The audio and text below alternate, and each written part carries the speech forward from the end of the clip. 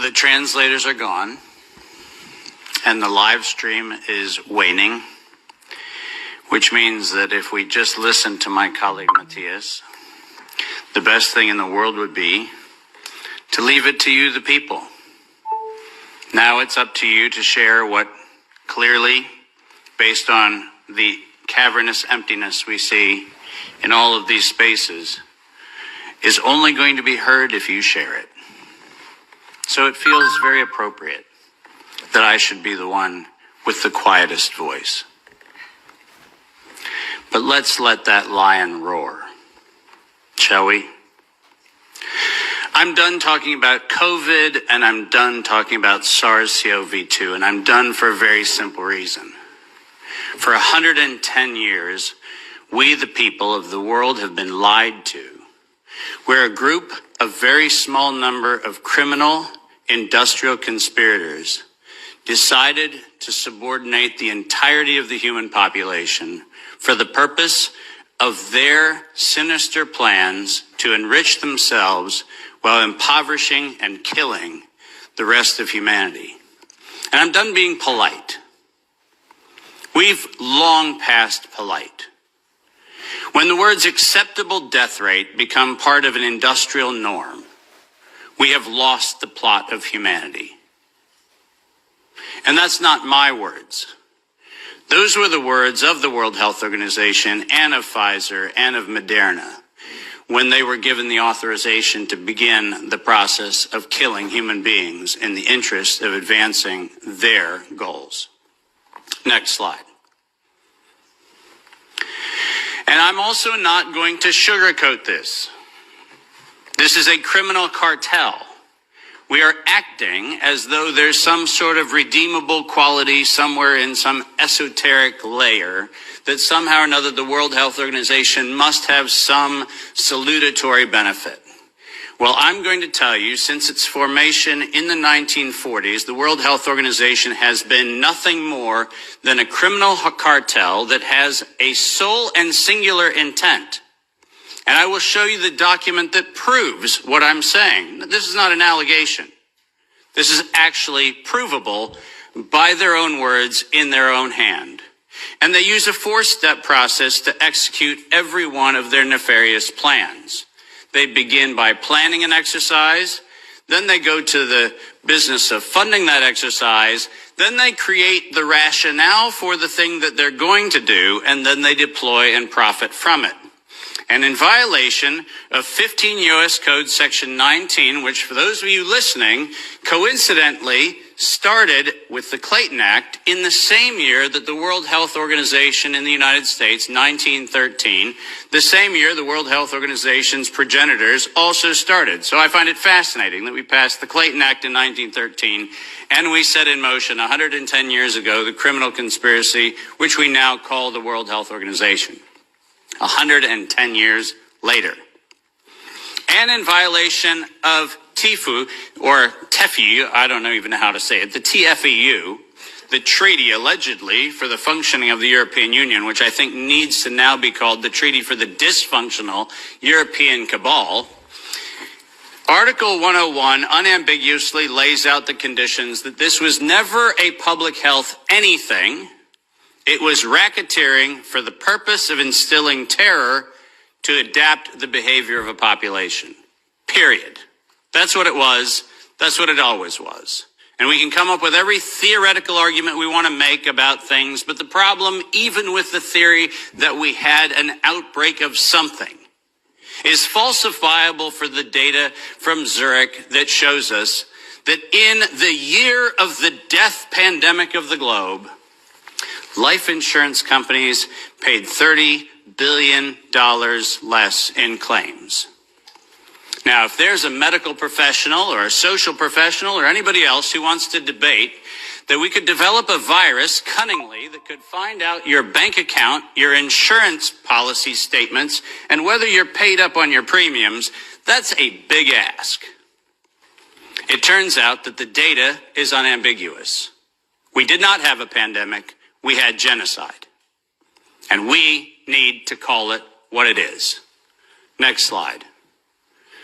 When I say we planned it, let's make sure we understand exactly the not so fine print of the fine print. And I want to call your attention first to the right-hand column of this slide. This is the 2011 data that the World Health Organization, the Wellcome Trust, PATH, and the Gates Foundation did on their wonderful worldwide program for a malaria vaccine for children under the age of 6 months of age. And in their clinical trial, it's helpful to point out that they murdered 66 children in the vaccine group, and then cunningly used the term control for a control group in which they murdered 28 children. Now, the reason I said murdered, and the reason why I use that term, is because it's exactly what it was. Because it turns out that this control group was not a saline injection. It was not some sort of innocuous, innocent thing. It was actually a cocktail of other known pathogenic disease-carrying injections. The control group was known to kill people, and the experimental control group was actually theoretically maybe going to kill people. And what we did was we actually went ahead and murdered them all. And cunningly, under Article 5, Section 13, which I've put on this slide, I want you to understand why I said, at its formation in 1947, when the WHO was funded and founded, it was funded and founded by people intent to commit a crime because of their own language. Section 13 of Article 5 ends with the following statement: immunity from personal arrest or detention, blah, blah, blah, immunity from legal process of every kind. Now, if you didn't intend to commit a crime, why would you need to give yourself permanent and absolute immunity from every form of prosecution, and it's worse, even investigation for prosecution of every kind? People sit there and pretend, well, that's like diplomatic immunity. Do you realize this isn't even meeting the standard of diplomatic immunity? This is a criminal organization who set in motion their own law to protect themselves against crimes they knew they were going to commit. And when I say they knew they were going to commit, I mean they knew it. Because their first Director General, none other than Dr. René Sand, who happened to be in the hospitality of the Germans in Dachau in 1940 earlier, in 1947, mysteriously, with the largesse of the Rockefeller Foundation, was nominated to become the first Director General of the WHO. And within 5 short years, René Sand decided to authorize the real purpose of the WHO in writing by then Director General Dr. Brock Chisholm, who advocated for population control as its primary objective. Does that sound like public health to anyone in this room? This is not public health. This is the advancement of the same genocidal program that began with the Carnegie Foundation's funding of the eugenics office at Cold Spring Labs in the United States in 1913 under the philanthropy of Andrew Carnegie. People, stop fooling yourself. We debate the leaves on the tree of what we call this pandemic thing, but we're not going to the root. This was an organized crime, racketeering entity set up to give itself first absolute immunity and then execute its plans to make sure it controls who lives, who dies, and who gets any chance at life. And if you think that I am somehow inflating numbers, let me be unambiguous. Under every treatment of tax provision, if I were to tell you that there is an 88% controlling interest of any organization, you might conclude that that actually aggregates into a controlling interest. And it turns out that if we look at the foundation donations to the World Health Organization, 88% of those come from a single organization, the Gates Foundation. That constitutes a violation of every competitivist law in Europe and every competitivist law in the United States. This is absolutely not only not an independent, charitably funded donation, but more importantly, under the tax laws on both sides of the Atlantic, this constitutes directed donations which specifically are forbidden and do not have any place anywhere in the Charter of the World Health Organization or any of the UN-affiliated organizations. When I say this is a crime, I mean it's a tax crime, a racketeering crime, a money laundering crime, and now the crime of racketeering leading to murder and global terrorism. Next slide. I told you that the second thing after they plan it is they fund it. And why don't we use the criminals' language in their own words, because it's the best way to say it. When they actually planned the release of the use of a biologically modified chimera associated with the model derived from coronavirus, they actually said the following: to sustain the funding base beyond the crisis, we need to increase the public understanding for the needful medical countermeasures, such as a pan-influenza or pan-coronavirus vaccine. Now, let me pause for just one moment and remind you that the crisis that they were speaking of was a crisis of diminishing funding. There was no health crisis. This was a crisis of their coffers were starting to run dry. That's the crisis. And let's read on. A key driver is the media, and the economics will follow the hype. We need to use that hype to our advantage to get to the real issues. Investors will respond if they see profit at the end of the process. That is officially the statement made by the conspiratorial cabal that by that time was the decade of vaccines put in motion in 2011 by the Global Preparedness Monitoring Board of the World Health Organization, and it was the funding base for Peter Daszak's partnership with the chimeric production of pathogens both in North Carolina and in Wuhan. So don't tell me that we have to do an investigation into where this came from. The criminals have admitted to it in their own words. Next slide. And now we get the fun one that no one in Congress is willing to address, which is the elephant in the room. On October the 21st, 2014, despite the multiple conversations between Senator Rand Paul and Anthony Fauci, where we've been told that Rand Paul has done everything he can to put Fauci on the ropes, he has had in his possession the letter that you see on the left. And it is the letter, conveniently on NIAID letterhead, sent to the University of North Carolina, Chapel Hill, which unambiguously states that during the gain-of-function moratorium, which, by the way, if we use the word moratorium, feels like that means you're supposed to stop. Why don't we go ahead and look at two pieces of this letter? First, the second bullet under Project 1, which, by the way, was not part of the original grant. This was to look at the novel functions of the virus pathogenesis in vivo. You know what that means? In living systems. The grant was supposed to be clinical simulations and models, but this grant was modified with this letter to say we were going to authorize gain-of-function research during the moratorium in living systems. And then we love the last paragraph of this letter, which conveniently says, as your grant is currently funded, this pause is voluntary. How many times have you met a voluntary moratorium?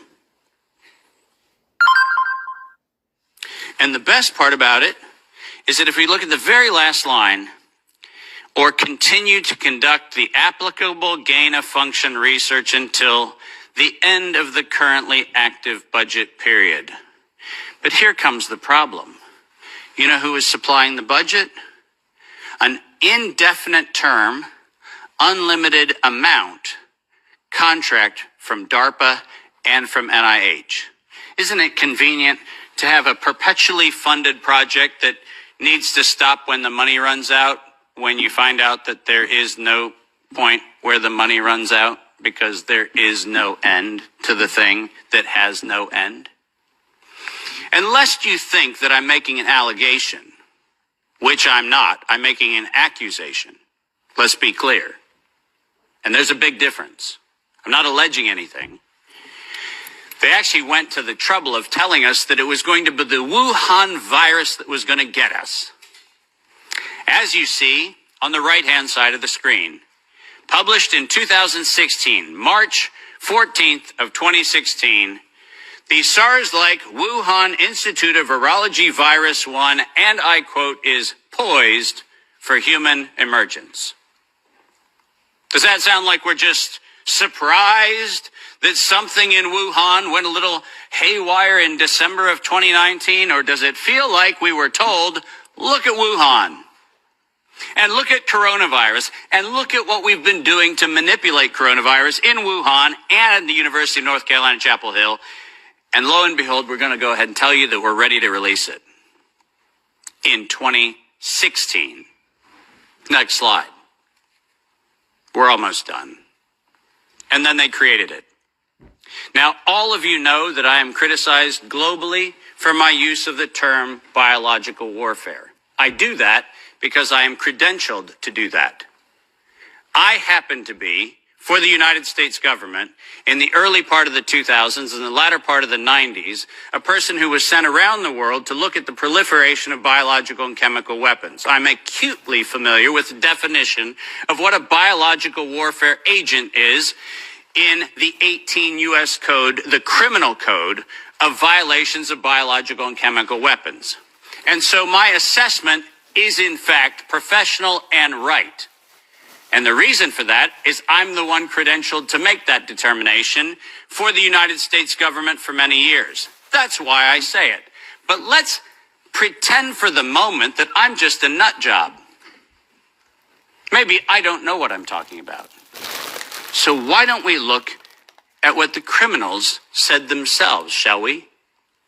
In 2005, at a conference sponsored by DARPA and the MITRE Corporation, Ralph Baric, the architect of the lethal strand that has been injected into millions and billions of people's arms, that Ralph Baric was sponsored to present the following, and let's go ahead and use his words, presentation: synthetic coronaviruses, biohacking, bio-warfare enabling technologies. Does that sound like a public health distribution program? Does that sound like something that is accidentally misinterpreted to mean something else? Or does biological warfare enabling technologies sound like not countermeasures or pandemic preparedness? It sounds to me like biological warfare enabling technologies. And the reason why I have that hunch is what followed was he received, next to his NIAID grants, non-competitive DARPA grants in matching funds for over $140 million of aggregate funding going into his and his related programs on synthetic biological warfare enabling technologies. So do I have a problem calling the injection a biological warfare enabling technology? Absolutely not, because that's what they called it. And we know that they knew they called it that on September 18th, 2019. Because on September 18th, 2019, the racketeering, co-conspiring cabal of interlocking directorates, also known as the World Health Organization, said that they were going to conduct an experience for the world that was going to be a rapidly spreading pandemic due to a lethal respiratory pathogen. The lethality in that statement is the problem. They didn't say we're going to maybe get a little bit of sniffles going around.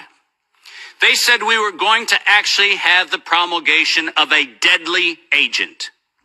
And the stated reason, in September 2020, the progress indicator is that the world would accept a universal vaccine. Not, we'll look at other options of treatment. Not, we'll have a look at what might be early intervention, as Dr. McCullough has so clearly advocated for in many, many, many instances. Not that. We stated on September 18th, 2019, we were intending to kill. And we were intending to kill to create the fear that would drive people to accept something that without coercion, no one would have accepted. And that's published by the criminal racketeers. Next slide, and there's only 2 to go if you're following. Deploy and profit from it. We were told investors will respond if they see profit at the end of the process, and lo and behold, guess what they saw? Profit at the end of the process.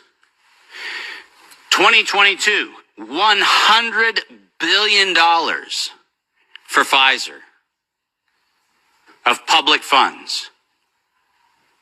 Moderna, after lying to the Congress in October of 2020 when they were asked to actually verify whether NIAID was promoting an injection that would enrich NIAID, where Anthony Fauci and the entire team at NIH said that they had no financial interest in their recommendation, they receive a back payment royalty of $400 million for the first payment of the royalty. $400 million. More than any Institute of Health has ever received in a single payment for a single invention in the history of American medical research. And lo and behold, what do we receive after that? A request from the World Health Organization to expand its budget by 11% to make sure that the people who profited from it donate to it. And guess what they just did? They laundered the money right back. That's what they did. Next, and now you get the final slide. This is not a public health crime. This is actually not a constitutional crime. This is a criminal act done by a criminal institution established to enable criminal behavior since its foundation in 1947.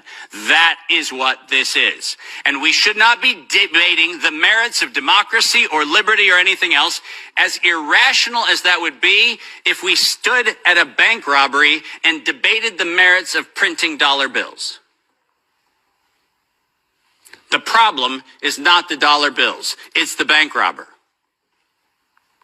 And the problem here is not health, and it's not public health, and it's not the suppression of information and the suppression of dissident views and the absolute unconscionable treatment of physicians around the world and academicians around the world who spoke out against this.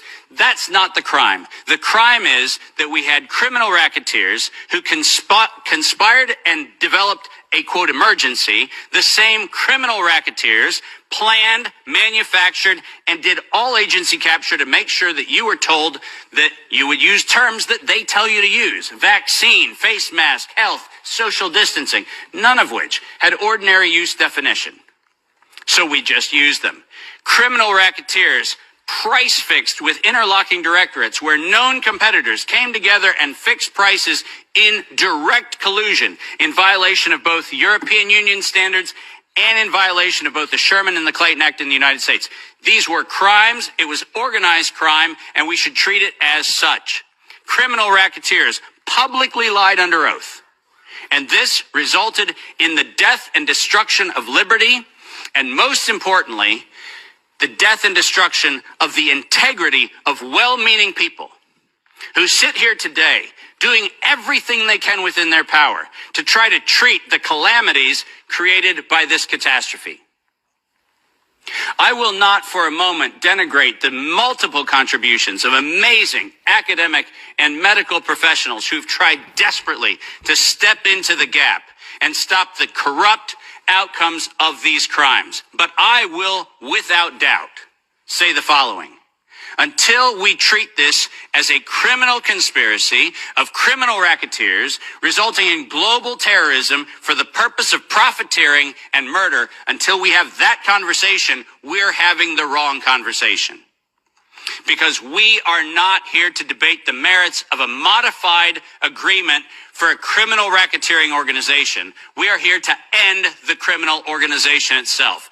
This is my call to every single person on this planet. Don't just limit the power of the WHO. Destroy the WHO. Thank you very much.